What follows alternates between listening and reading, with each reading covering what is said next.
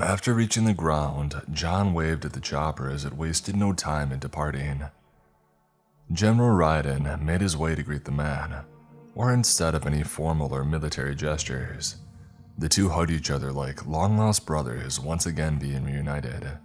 "John," said the general thankfully, "it's good to see you. It's been far too long, my friend." "Oh, thank the Creator," John said upon embracing the giant golden lichen. "When I heard we got lucky enough for your quad unit to be close enough, I knew God was truly intervening on our behalf." "As he always will," answered Raiden confidentially. "Still, it's unfortunate that Trowel wasn't close by. I had literally just sent him to check an anomaly occurring on the other side of the property, and his strength and powers would have proved beyond helpful. An Arc Wolf would have been a great gift tonight, but things like that happen for a reason, and you know it's my old apprentice. Wherever you sent him, I assure you Destiny needs him there, so do not fret, my old friend. I have the best squad of Lycans in the entire army." "Speaking of Reinhardt's Warbane," yelled John, "I've got 2 upgraded smart turrets here," gesturing towards the 2 shiny metallic boxes dropped by the helicopter moments before. "And we need one set up on each side of the mansion in case they try flanking us or gliding above." "Thorn," said John, "and take Wade and Daniel and have them help you set up our immediate and ranged weapons. I want your unit to take advantage of those Anzios and miniguns while they're still advancing from a distance, and then switch to rockets and grenades the second they break the tree line." "Raiden," said John, "I've got some melee weapons that might interest you. Take whatever you need." Actually, Arella finally perfected the thunder and lightning rune modulation, so she made something special for Reinhardt. "Thorn and myself while upgrading Warbane's fire runes on his weaponry," Raiden said, sounding rather pleased. "Ah, very nice," responded John. "Let's see how they like the taste of that." "We don't have much time," John said loudly for everyone to hear, "so I'm going to address everything and then we'll take formation outside of the house, because the ancient Lokurai can bring the defenses down, and you don't want to be trapped in here if that happens. Our best chance is to be waiting on them and prepared. Pick as many off as we can with our range attacks and then unleash everything we have hard on them, while the smart turrets will back us up. Plus, if we are outside, we can use the barrier spell as an indirect weapon, throwing enemies into it or dodging an attack and letting them crash into the barrier. You've seen how much damage it can do to these guys, so don't forget it's there. Now, to the big topic, our handsome guest. Arella says that we can fully trust him, and that was conveyed to her directly through the Archangels, who are the only 4 beings in existence right now besides the Sun, who can talk directly to the Creator face to face. So it goes without saying, we can trust the handsome man now. Thorn looked around to everyone before stating, "Who is this guy?" "I have a feeling that we'll all know soon enough," answered John. "Everything's set up, John," yelled Wade, who was busy lining up the last of the weapons and items. Wade noticed John look down at the illuminated S with a sword through it upon his armored vest. "Did you get a pretty good handle of using that thing?" asked John. "Yes, sir," answered Wade. "And so did Daniel," added Wade. "I assure you." "Good, you boys will do just fine," John said, before taking formation with the others in front of the mansion. Outside of the mansion, the 7 warriors stood poised in battle formation, awaiting the coming storm that would herald their fate. It seemed the entire mountain knew what was coming, for a small stampede of random creatures came sprinting through the tree line, ignoring the 7 soldiers and dashing past them and down the mountain as quickly as possible. Wade had never seen anything like this, with both bear, mountain lion, deer, fox, squirrel, and rabbit alike all running beside each other with not the slightest predatorial instinct from the mountain lion or the bear to chase any of the easy prey. Like in that one moment, the animals collectively knew that they had all just become potential prey to what horrors were heading their way. The forest had become abnormally quiet as well, Wade had noticed, with even the very air pressure seeming to start spiking. Directly after Wade and the others noticed this change in the environment, a small pink orb came flying towards them at an incredible speed. "They're here," yelled the fairy as she broke the tree line. "Thank you, Flora," said General Raiden. "You should go ahead and cross the veil and leave, my dear. The ancient possessed dark magic that could even harm the Fey folk." Gladly accepting the order, Flora quickly flew back inside the green and pink elaborate box, as the entire thing disappeared with a bright pink flash, and it was gone. General Raiden, who was now standing in front of the line of men, turned to face everyone. "It's time," he screamed, as the other three Lycans howled a deep battle cry in anticipation for the glory of combat, regardless of the outcome. Wade and Daniel shared a knowing glance at one another before Daniel spoke up. Thank you for saving my life. They would have sniffed me out from the back of that van for sure, so no matter how this ends, thank you, Wade." "Any time," answered Wade, before he looked down to the ground and inhaled deeply.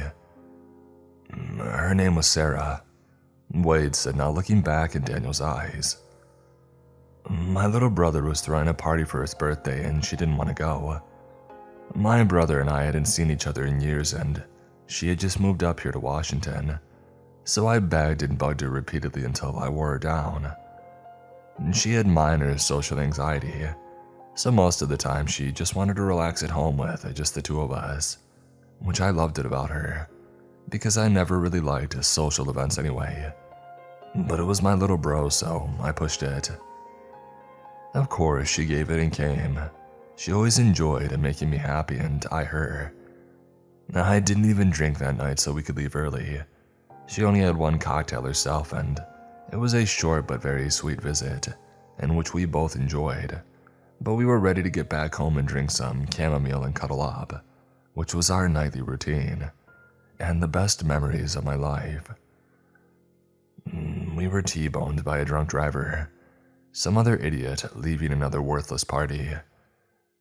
The report said that she had died on impact, but she didn't, not instantly. She said my name as I watched the life leave her eyes, watched all of our nights drinking tea and cuddling on the couch, our wedding plans and the daughter that we'd always wanted to have funneled down our pupils, like two black holes pulling away my entire universe. After that night, I lost my purpose, and worked only to survive in a world I didn't want to live in without her anymore. I've never been the same since, Wade softly concluded, as he noticed that not only Daniel, but John and the Lycans were all staring at him sympathetically. "Do you know why I moved up here, Wade?" John asked. "You lost your wife and couldn't stand living in the home you two shared any longer."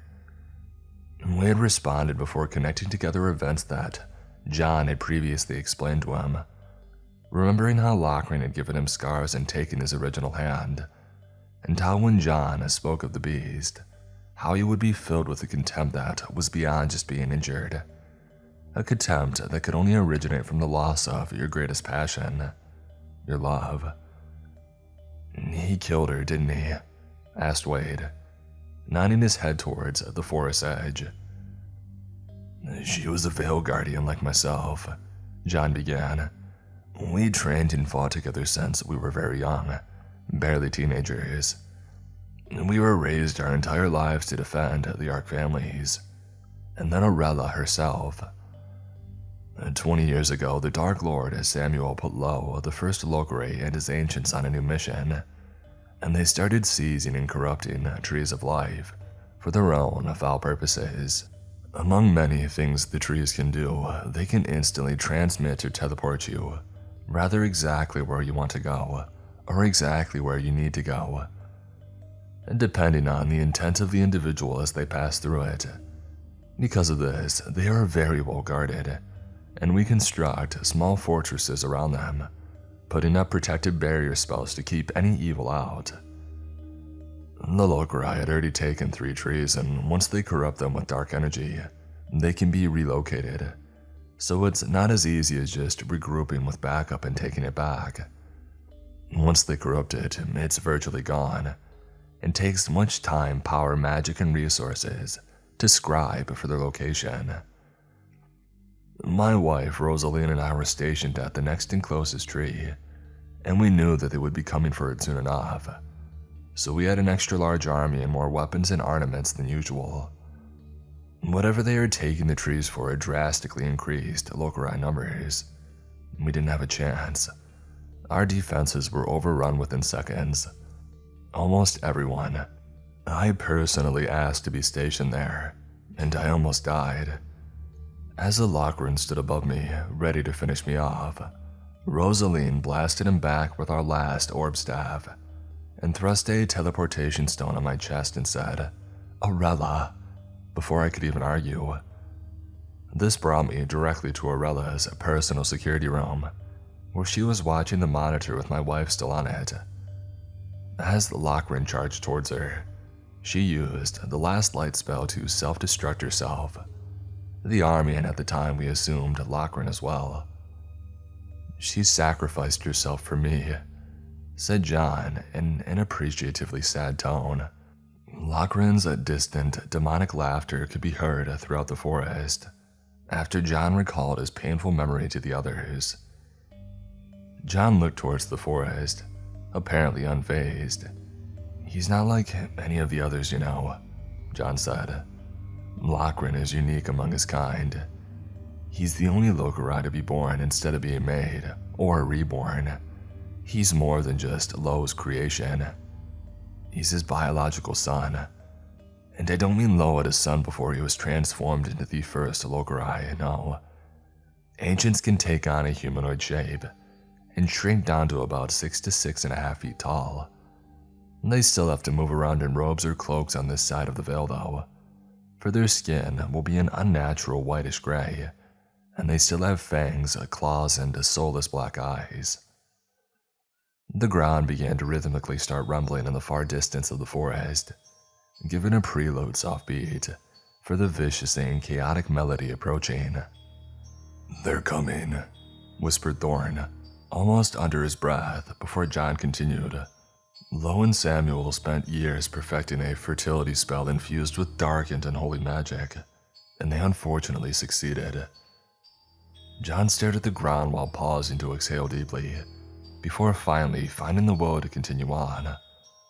Lo, in his humanoid form, had taken advantage of a young girl, and after only 3 hours of incubation, Lochran's first sentient act was to claw his way out of his mother and consume every ounce of her. "Holy crap," Daniel responded, as Wade and the others seemed virtually speechless at being informed of such vile knowledge of the creature that they were only mere yards away from. Deep demonic laughter began emanating from the tree line, as the pitch of the amused voice slowly started rising until it took on the same familiar and proper tone that Lochran preferred to converse with. "Sweetie, mommy dearest, you know I've eaten quite a few virgins since then, but not one as delicious as her. Your first is always your best, am I right?" said Lochran, chuckling ever so slightly, concluding the statement. "One day, I'm gonna silence that toxic mouth of yours forever," screamed John with powerful conviction in his voice. "Oh, no time like the present, Johnny boy," Lochran taunted, before taking a few lumbering steps forward, displaying his full and terrifying size, as he stood upright with his shoulders widened and his muscled chest stuck out.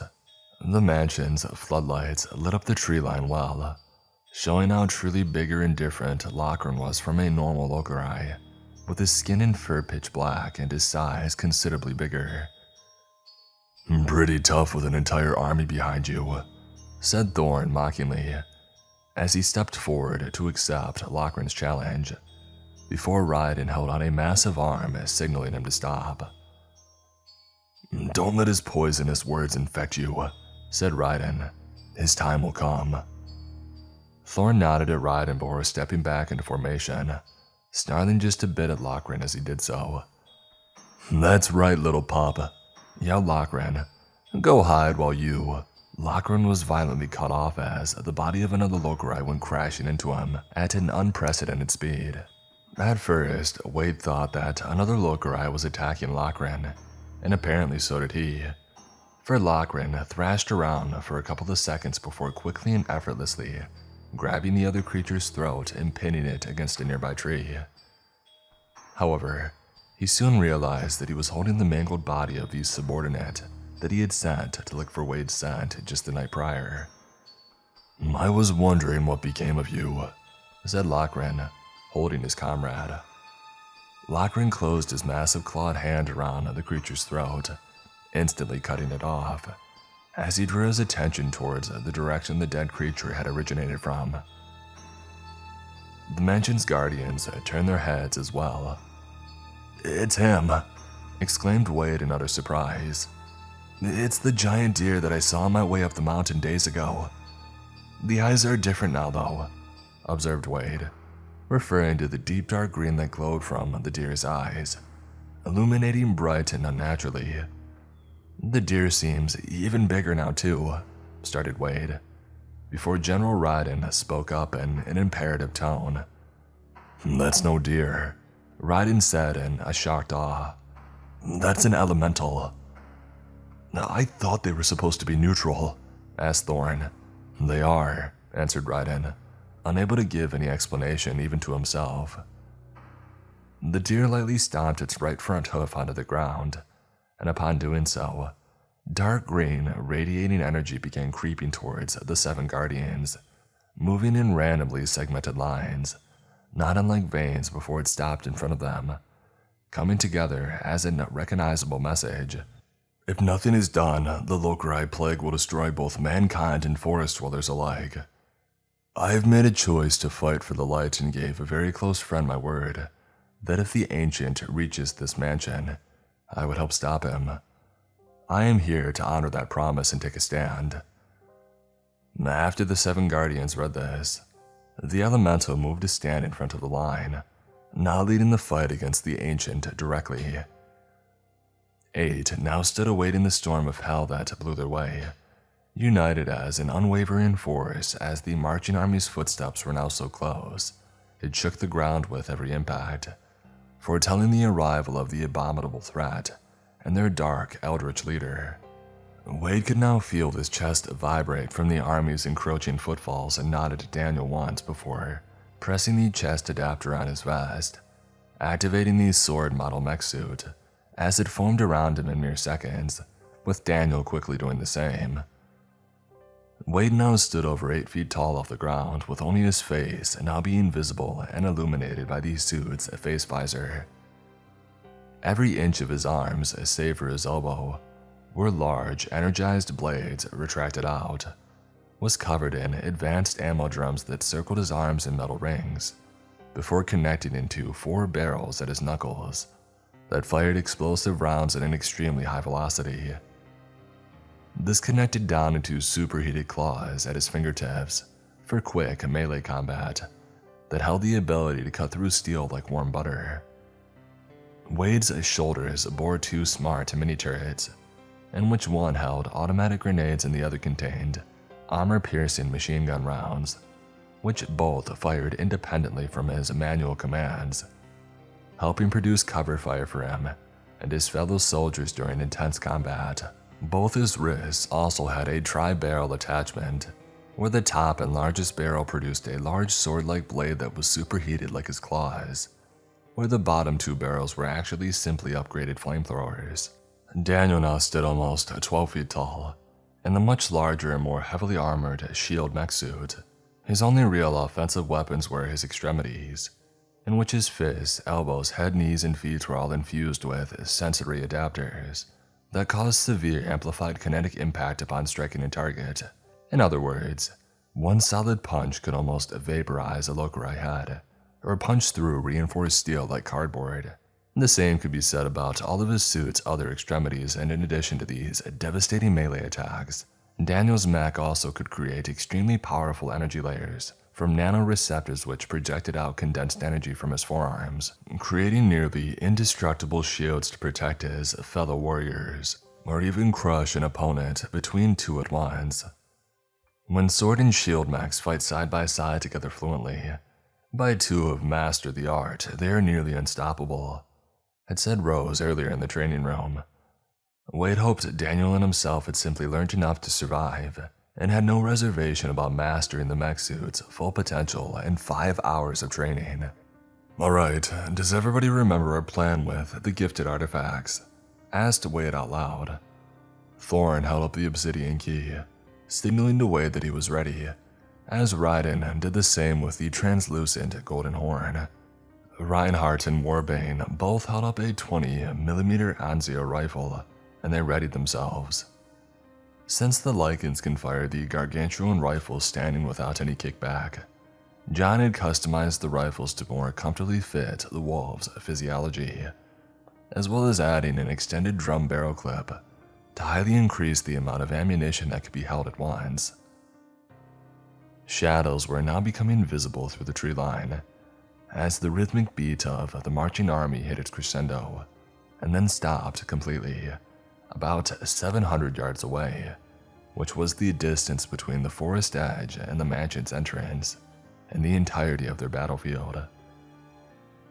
The silence around them was unlike anything Wade had ever experienced, like the whole of existence was holding its breath, awaiting the night's outcome. The unnatural silence was broken by the light footsteps of a silhouette, much smaller than the rest of the army, breaking through the tree line just enough to be visibly noticed, and then it stopped. The figure held his hands out and emitted a wave of black energy that moved like a shockwave until reaching the mansion and made the spotlights rust and corrode in mere seconds before they crashed to the ground, snuffing out all light pointed towards the forest. This move was in vain, however, if the figure was trying to take away the warrior's vision, for John simply pushed a button on the side of the helmet that he was wearing as an illuminated visor slid down over his face, giving him advanced night vision. As Wade and Daniel's visors simply auto-adjusted immediately to the change of lighting, as seeing the Lycans already had super enhanced night vision, they made no move whatsoever, as their eyes were illuminated with powerful lunar energy, like the moon itself was always within them. Wade looked around in awe at the world surrounding him now, for unlike the green light of standard night vision goggles, his visor illuminated the world more naturally, like an invisible moon was lighting up the world around him at every angle, and not too bright as to distract him, but just perfect, even lighting up organic beings such as the Locurai in brighter contrast. Wade briefly wondered if this is how the Lycans always saw the night, before his attention was drawn towards the cloaked figure leading the army, no doubt the ancient Locurai, watching as the man removed his hood, showing his white skin and fierce shark-like teeth in an unreservedly sinister smile. "Steady," said John. "Everybody wait until I give the word." The ancient advanced forward about 50 more yards and then stopped again, as the deer did the exact same. The two powerful entities stood 400 feet apart from one another, assessing each other's powers respectively. The ancient Locurai and the elemental stood quiet like this for a long moment, before the ancient finally spoke up. "You break your own laws standing here this night, elemental," screamed the ancient in a loud, demonic baritone that sounded like it was being played through loudspeakers from the forest. "If you stand here against me in open defiance, your neutrality, all of your kind's neutrality and safety will cease to exist, along with the treaty of light and darkness that you will have broken." The elemental stomped its hoof aggressively upon the ground, and upon doing so, a large vine covered in dark green glowing ruins came to life on the tree next to where the ancient stood, and swiftly impaled itself within the back of the closest Locurai foot soldier. The impaled monster went stiff for about half a second, before its eyes began glowing a familiar dark green, like the ruins on the vine. The monster's body relaxed, before standing upright and facing the ancient directly, before he conveyed his message. "If I do not stand against the Locurai plague this night, it will keep growing until all forest life becomes snuffed out, and the elementals along with it. "I've made my choice, Darkling," said the deer. The earth somehow had become even more still, thought Wade. Even the wind itself seemed to be holding its breath, waiting for the battle's conclusion before even daring to exhale. "My army still outnumbers yours 52-8, and those are not fledgling Lokurai behind me.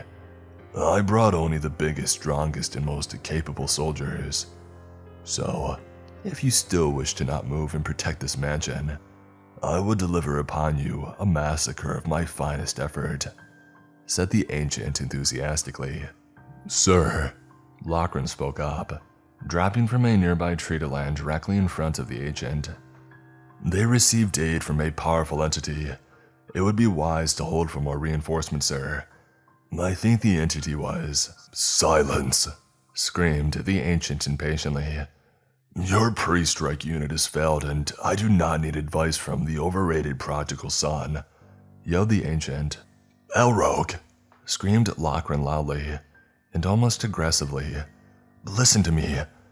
However, the ancient, who was apparently named Elrogue, swung a large, shadow-like clawed appendage that emerged from his right hand, striking at Lochran.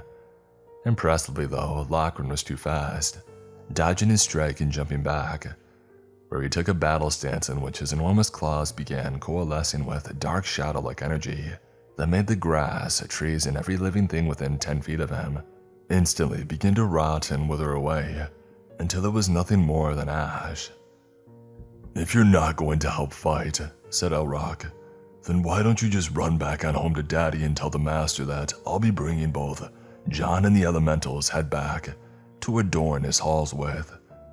Be sure and tell them that after you explain how horribly you failed here," said the ancient mockingly to Lochran. "After who I saw here tonight, the tree will be of little importance to Lord Samuel. This mountain will be your tomb, Elrogue," Lochran said, grinning, before jumping back into the treetops with one amazing leap. Wade couldn't tell for sure, but it appeared Lochran almost glided up through the air effortlessly, after leaping an incredible distance. "Fine," hissed the ancient. "Getting out of my way is the most helpful thing you've been so far," he said to Lochran contemptibly. Elrogue turned on his heels swiftly to face the Guardians, as black shadows began pouring from him like dark sentient smoke. "Last chance. Will you move or will you die?"